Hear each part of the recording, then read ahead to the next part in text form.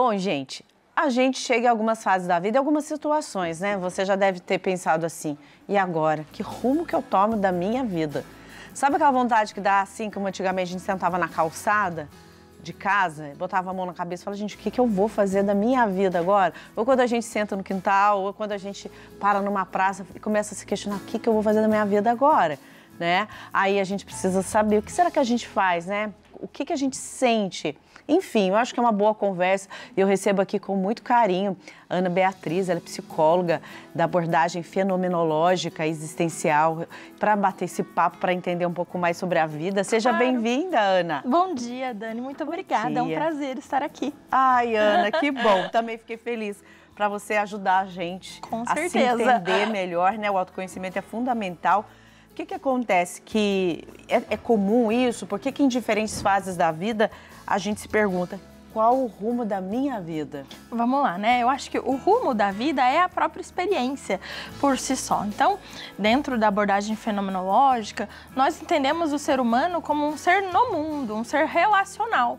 E justamente por ser um ser relacional, o tempo todo ele modifica as experiências e é modificado por ela. Então, justamente pela não constância e as modificações fruto da vida, das conjunturas das experiências, é que a gente o tempo todo passa a se perguntar que rumo da vida que eu tô tomando, para onde eu vou? E a gente tem sempre essa tendência de querer planejar o futuro, de querer saber as coisas. Então é justamente pelas mudanças da experiência de que o ser humano modifica-as e é modificado por elas, que a pergunta qual é o rumo da minha vida está o tempo todo presente na nossa trajetória de vida.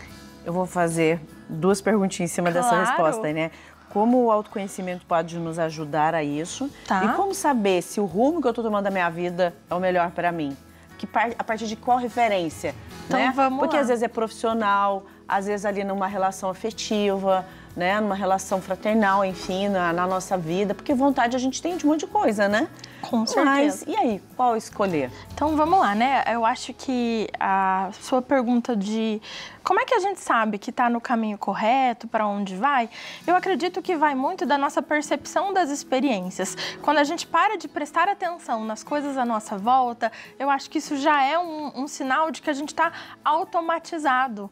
Então, a gente precisa pensar se esse automatizado é parte da rotina ou não necessariamente, se é um vazio da própria existência.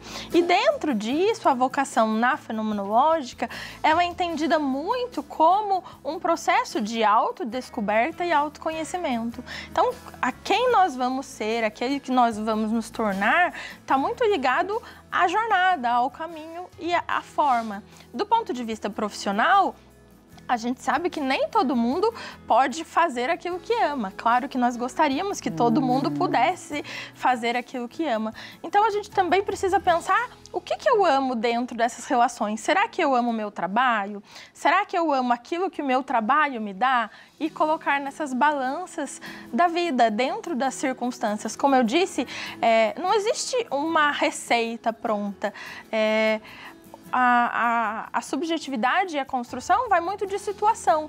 Então, dentro desses processos de questionamento de experiência, que nós, né, seres humanos, vamos pensando e contrapondo as necessidades de se sentir realizado, de se sentir bem, de se sentir inteiro dentro das situações. Mas, às vezes, também a gente precisa pensar se, eu não gosto exatamente do meu trabalho, mas eu gosto da vida que eu tenho. Então, são nesses balanceamentos que a experiência vai se dando e a gente vai montando. Ana, porque as pessoas ficam sempre em busca do 100%, Sim. né? Da estabilidade 100%, da felicidade 100%, mas é no trabalho, na família, nas relações, tudo vai ter um mais ou menos Com ali, certeza. né? Vai ter ali uma evolução, uma oscilação, né, dentro de alguns movimentos. Nós temos aqui também algumas perguntas de quem participa com a gente, você que mandou. Vamos ver aqui, a primeira pergunta é do Antônio. Antônio, qual é a sua dúvida para nós? Olá, meu nome é Antônio Rogério e a minha questão é como lidar com as mudanças de rumo que a vida nos impõe. Então, eu Eu acho que, querendo ou não, eu já respondi a pergunta, né? Eu acho que a grande palavra é a adaptação. Tem um poema que eu gosto muito, do Estevão Queiroga, que diz o seguinte: o caminho muda e muda o caminhante. É um caminho incerto, não um caminho errado. Eu, caminhante, quero o trajeto terminado, mas no caminho mais importa o durante. Eu acho que esse poema, ele traz muito esse aspecto existencial que a gente está conversando. Às vezes a gente quer, como você mesmo disse, o 100%, o trajeto terminado, a situação, mas a vida é dinâmica, as coisas acontecem. É o processo, né, Ana? Isso. E o que é a vida? A vida é o durante. A gente está aqui para pensar neste durante. Então, a adaptação ela é intrínseca ao ser humano, uma vez de que ele se modifica com as experiências e é modificado por elas. Legal, né, Ana? Porque eu acho que aí você chama a atenção das pessoas que querem ficar ali só na zona de conforto. Exato. Mas, gente, eu troquei de emprego para ficar bom, agora eu tô achando chato, agora tá ruim, tô ganhando menos, tô ganhando mais. Enfim, as pessoas, aquela insatisfação. Acho que aí a gente vai até para outra conversa. Mas certeza. Antes, vamos ver também a pergunta da Brenda, que vai participar com a gente agora. Qual é a sua dúvida, Brenda? Meu nome é Brenda e eu quero saber como identificar se eu estou apenas cansada da minha rotina ou se eu estou realmente perdida sobre o meu caminho. Boa pergunta, Brenda. Muito acho que é questão de muita gente, né? Eu também acho. Isso, vamos colocar dentro de uma vida profissional, num relacionamento, casamento. Claro. Eu acho que a primeira questão é a gente parar um pouquinho, silenciar e se prestar atenção, né? Eu acho que os processos de autoconhecimento, inclusive a psicologia clínica, ela vem como uma forma, como uma ajuda e um caminho, mas é um momento de olhar para nós mesmos, prestar atenção na nossa jornada. E aí, dentro disso, eu acho que como a gente alivia e entende o cansaço. Cansaço a gente descansa, a gente não desiste. Então, acho que a primeira decisão, antes de qualquer outra coisa, é se propor um descanso, é se propor um olhar para si mesmo. E quem sabe até nesse descanso olhar para isso. E aí, depois, diante disso, eu acho que é importante prestar atenção naquilo que gera o nosso cansaço. Se ele é parte da rotina, porque todo mundo dentro dos seus trabalhos, dando o exemplo, gosta de algumas partes e não gosta de outras. Sim. Tem partes que são boas e tem partes que são ruins. E aí eu acho que é um pouco dessa conjuntura. Diante ao descanso, a gente colocar na balança o que me gera todo esse cansaço e dentro dessas conclusões que a gente chega, a gente ir colocando na balança da vida e pensando. Vamos pensar num cansaço um pouquinho mais intenso? Claro. Como, por exemplo, que eu escuto bastante, principalmente relacionado à educação de filho. Sim. Né? Eu tô tão cansada de ter que falar pro meu filho que ele precisa estudar ou que ele precisa mudar o jeito dele. Sabe aquela educação que precisa ser persistente? Outra situação. Tô tão cansada de ter que lidar com meu marido com essa situação, de falar para ele. Às vezes é uma situação de doença, né? Com certeza. Outro exemplo. Tô tão cansada de ter que lidar com essa doença. Às vezes é um diagnóstico que a pessoa recebeu, é um processo que ela precisa lidar, um tratamento médico. Esses tipos de cansaço, como lidar, hein? Eu acho que, assim, a primeira coisa que a gente pode pensar em termos de atitude, vamos dizer assim, é pensar se está tão repetitivo, existe outra maneira de eu tentar lidar com isso?